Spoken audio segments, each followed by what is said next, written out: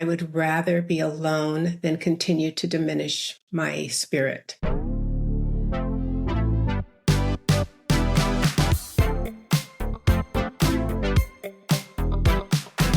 Let's take a quick moment to thank the people that support and sponsor the podcast.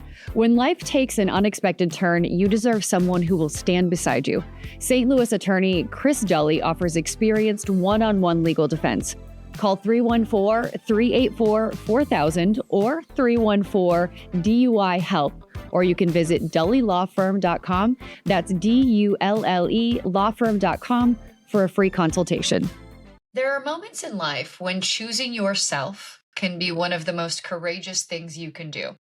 Welcome to Hope Comes to Visit, a space where we honor the stories that shape us and the light that continues to break through. I'm Danielle Elliott Smith, and I'm so grateful you're here. Today, I'm joined by Deborah Santana, author, activist, and deeply intentional voice for women, for peace, and for social justice. Through her work with her nonprofit, Do a Little, her writing, and her advocacy, Deborah has spent years creating pathways for women and girls to access education, healing, and opportunity. She's the author of the memoir, The Space Between the Stars, and now her newest book, Loving the Fire, Choosing Me, Finding Freedom, invites us into a deeply personal chapter of her life, one of transformation, reclamation, and choosing herself after decades of partnership, motherhood, and public life. It's a story that resonates with anyone standing at a crossroads, wondering what it might look like to fully step into who they are becoming. Deborah, it's truly an honor to have you sitting here with me today. Thank you. How are you? Thank you, Danielle. I am wonderful. Thank you. I am so excited to have this conversation for so many reasons, but primarily because I believe your story, your writing, the work that you do makes other people feel seen. And I think it is a universal experience we need more of. Thank you. Well, one of the things I love to do is be in community with everyone. And I don't want to be in the center. I want to be in a circle. And I really welcome people reading my words and seeing how it touches their hearts and their lives. It's, as I'm reading your words, one of the things that hit me is I found myself nodding along. I told you that before we jumped on. It wasn't the exact words you said, but it was a feeling that I had. So I mentioned that I'm divorced. And while I'm good friends with my ex-husband, there were so many moments in that previous version of me that I felt as though I was playing a starring role in his movie. And that is the feeling that I had reading portions of the version of who you were as someone's wife, as compared to as Deborah. I have written many versions of Loving the Fire, Choosing Me, Finding Freedom. And the most important part of myself I wanted to show was my evolution. I mean, we all start out as one person or with many identities, whatever they may be. And if we're blessed and lucky, we continue to grow and we forage through the forest of life. We forage through the garden and we find the bulbs and the roots and the plants that will enhance who we are so we can continue to grow. And I was told many times that my first memoir, Space Between the Stars, was really a book about other people, even though I thought at the time it was about me. So I was very intentional with Loving the Fire to tell my life now. And of course, I had to backdraft because I was still married when Space Between the Stars ended. But even in that backdraft, I tried to make it brief. I tried to explain what encouraged me to move on with my life. And then I just tried to write about what I'm doing now and how happy I am and what I've found and what I'm serving and who I love. So you're right. It's going from a place of being enmeshed in someone else's life to being free in your own. How does that feel versus how you felt before? Do you think that there was an in-between time when you didn't know that you weren't fully inhabiting yourself? I think I always was inhabiting myself. I have spent all of my adult life meditating and being educated. I mean, I didn't get my master's until I was 57. So I've continued to grow and inhabit myself. But there were layers of what I guess I would call acquiescence to someone else's dream, that I'm not a hardline person. So I think I never would have been able to say, oh gosh, enough of you. What about me? I think it was really, I just kept feeling less and less seen in my world. And I knew my value. I knew what I wanted to do in life to help others and to help other women and girls, especially. But I wasn't able to really flourish in that because every time people looked at me, they saw my other half. And so I wasn't really able to live the life that I really think God wants me to live until I chose to leave that shadow. What was that process like for you, leaving that shadow? Oh, it was wonderful. I mean, it was painful at the time, of course, but I knew I had to do it.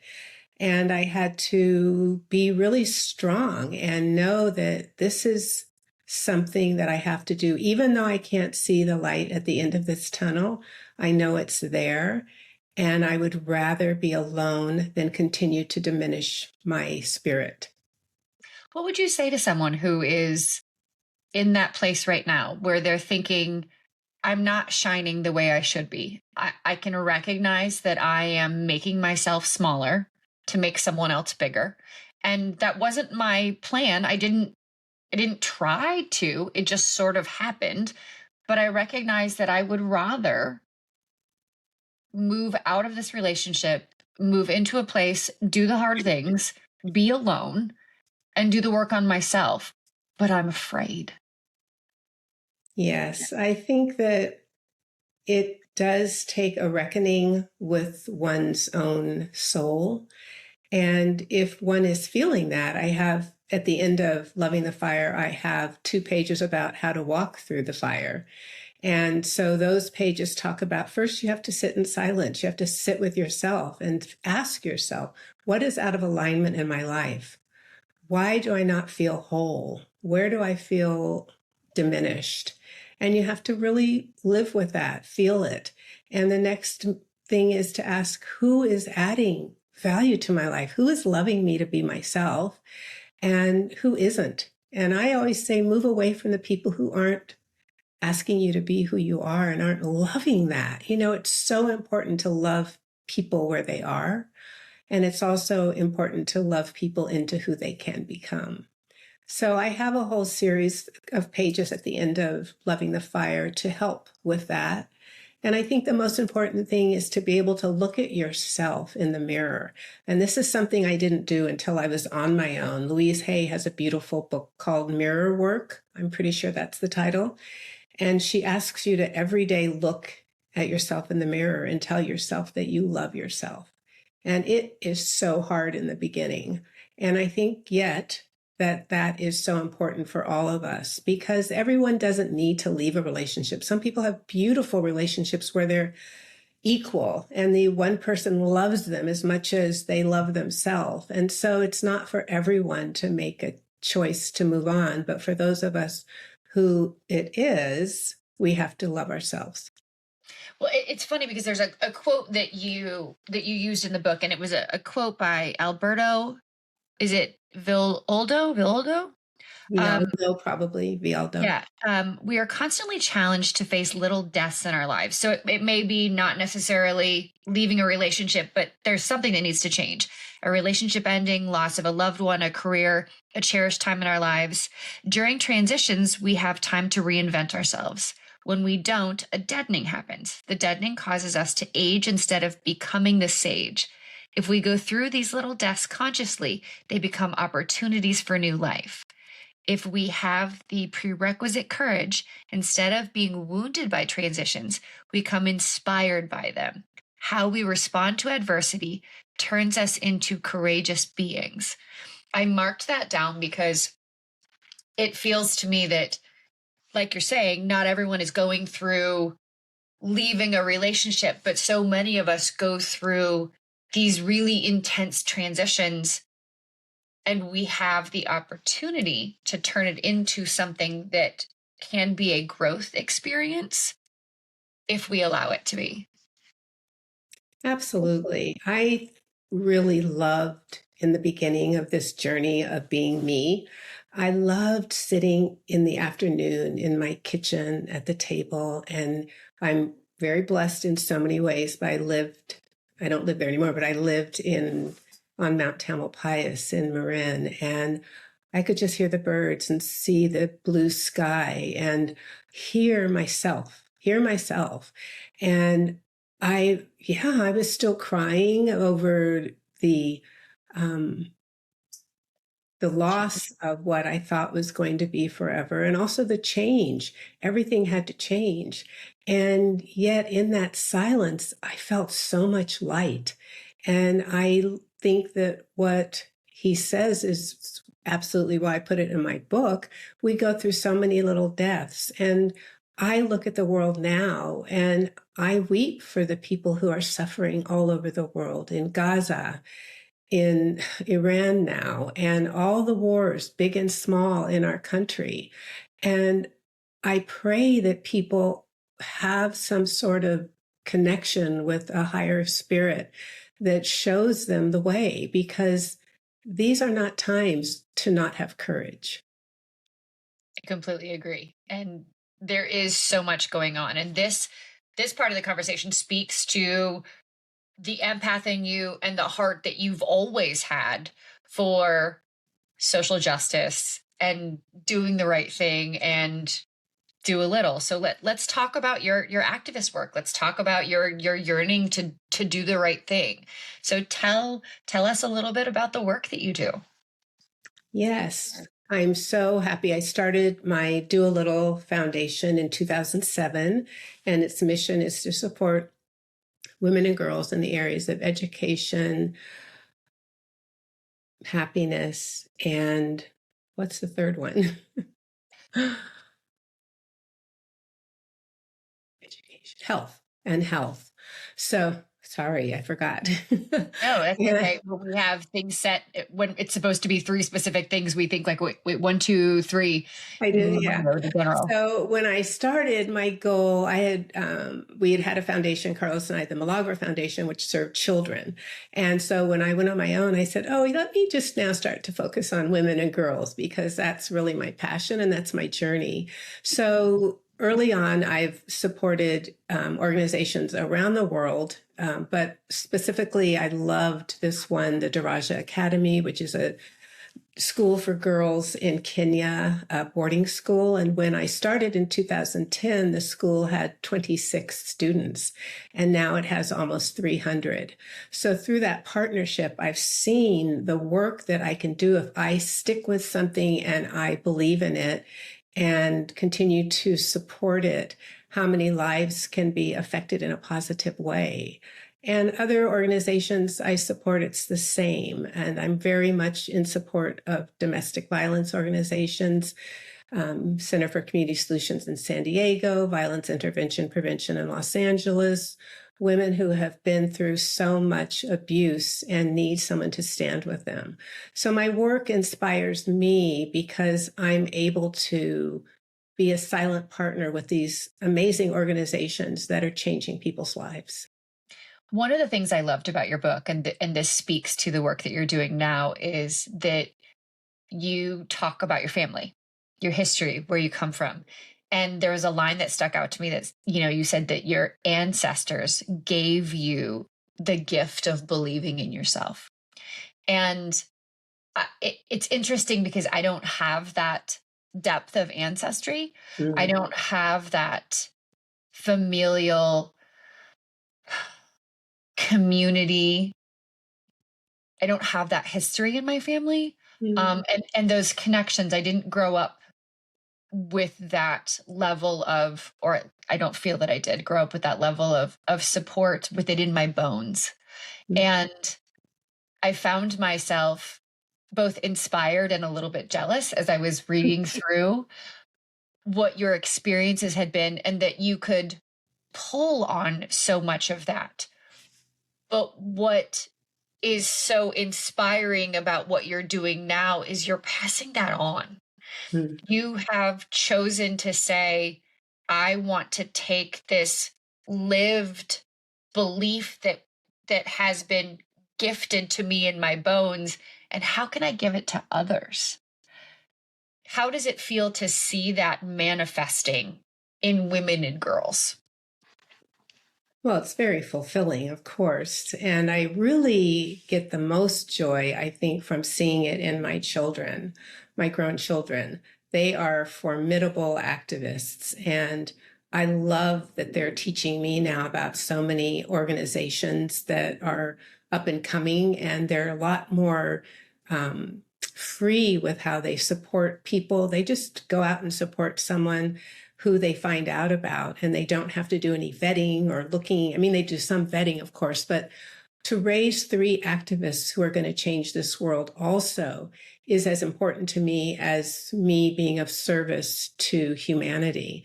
And I see in my beautiful adult children that ancestry. I see that in them. And, you know, my Irish English side was my mom's side, and she had 4 sisters, and they would come every summer, and they were kind of carousers, and the majority of them, except my mom, were drinkers, and they have cocktails and sit around and listen to my dad play the guitar and sing, and total joy, cackling, playing cards. And then my African American side, my father, my paternal side, was Holiness Church. And so we would be together in service and communion and fasting and praying. And I love that blend. I just love the blend of learning early on that families can be filled with all of these unique individuals with amazing histories and amazing futures, and that I can sit in that amazing educational experience, and it's connected to me in a way that I wouldn't have been able to have any other way.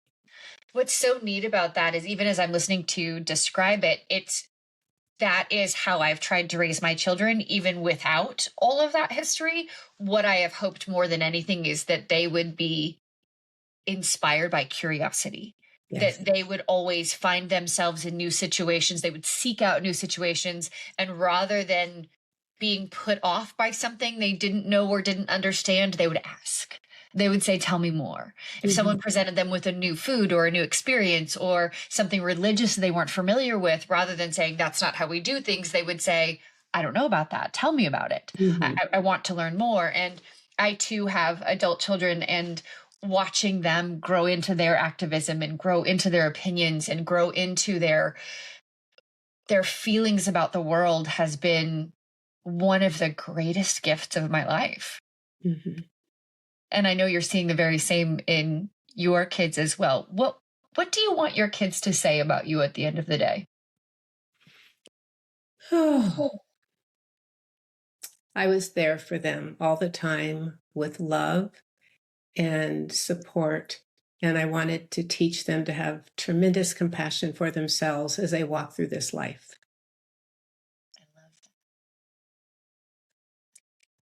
How does it feel now to be standing on your own 2 feet? And I know you mentioned in the book at one point going on a trip to Mexico and not being asked about your former partner, not having people say, are you related to?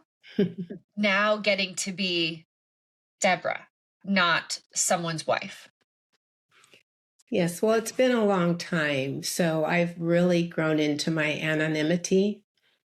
I love going places. I don't think anymore that someone's looking at me or thinking about my last name or anything. I just live free now, and It's really a gift, and it puts a smile on my face every day. I'm so grateful for my life. I love my life. I look forward to more adventures, and especially with this book, I really look forward to touching other people with my experience and my growth. What has been the most challenging piece about this journey for you?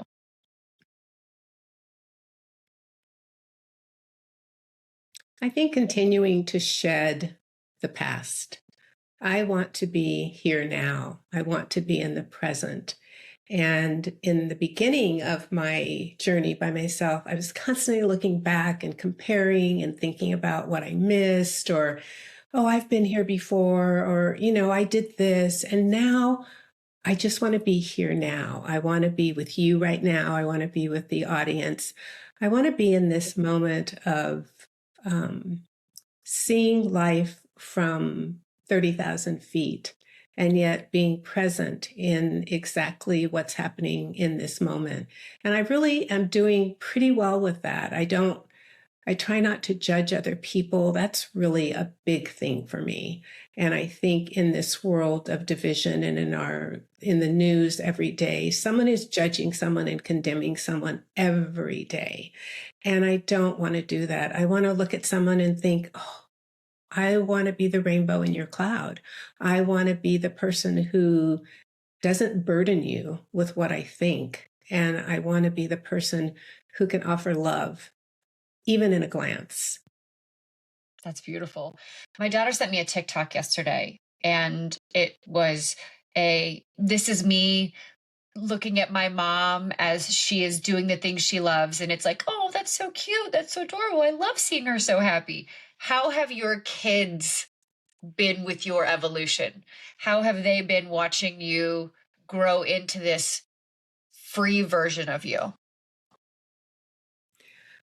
Well, we travel together a lot. I really love to be with my family. My two children who are here have grandkids for me. They have children of their own. And my daughter who lives in Connecticut, I try to be with her as much as possible. And I think they're always just so supportive. And I just love that. If I say, oh, I'm a little worried about this, or gosh, I'm nervous about my memoir coming out, and they just say, oh, mom, go for it. You can do this. We believe in you. And it's reciprocal. So I know I'm fortunate. I just want the best for them, and they want the best for me. Deborah, how do you define hope?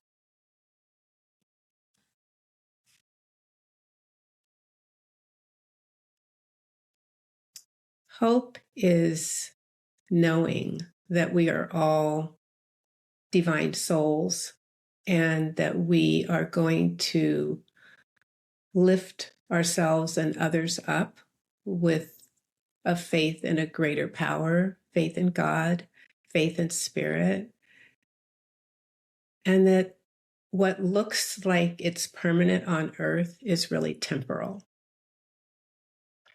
For people who are contemplating picking up your book, who is it for? I think my book is for anyone who wants to see someone's life and what they did with what they were given. I always say, to whom much is given, much is required. And I really think that I have made a good journey out of what I was given. I don't look back with any regrets. I don't look back with any condemnation for anyone I've been involved with. I look at my life as what it was for me to grow. And I don't love being around people who are constantly blaming others for their life experiences. I like to look at what my part in something was and how could I have done better? How could I have given more? And yet I also look back and say, not going to do that again. So I think I really want anyone who wants to look at a life that is, I think my life is a little bit interesting. So I welcome people to read my book if they want to know more about me. I also would encourage anyone who is looking for inspiration or encouragement when it comes to making change or pushing through or wanting to see what comes next when we are faced with some adversity. Because I think that sometimes it's easy to sit back and say, okay, now what? Is there something out there more for me? And I think you do a beautiful job of saying, this is what's always been inside me. And I'm going to take the steps. I need to get quiet. And these are the steps I need to take to push through. Absolutely. Shed the old, walk through the fire, birth the new, and be regenerated. What comes next for you? We've got this book. Do a little. What comes next? Well, I'm very involved with the Smithsonian. I'm on the Advisory Council for the National Museum of African American History and Culture, and we'll be celebrating our 10 years in September. I'm also a lead donor and co-chair of the steering committee for the Courage Museum in the Presidio in San Francisco, and we will be opening next year. And our mission is to show people that violence is not an inevitable part of life, and we want to offer change to human beings who don't know yet that violence is not a necessary part of life. Wow. Where can people find you? DeborahSantana.com, and on Instagram at DSSantana, and on Facebook. Yeah.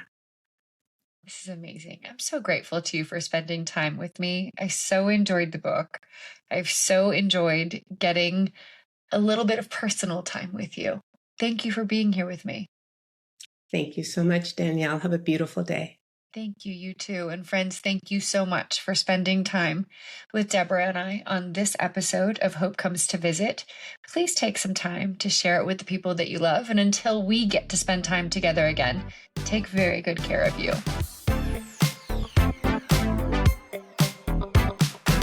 Naturally, it's important to thank the people who support and sponsor the podcast. This episode is supported by Chris Dully, a trusted criminal defense attorney and friend of mine here in St. Louis, who believes in second chances and solid representation.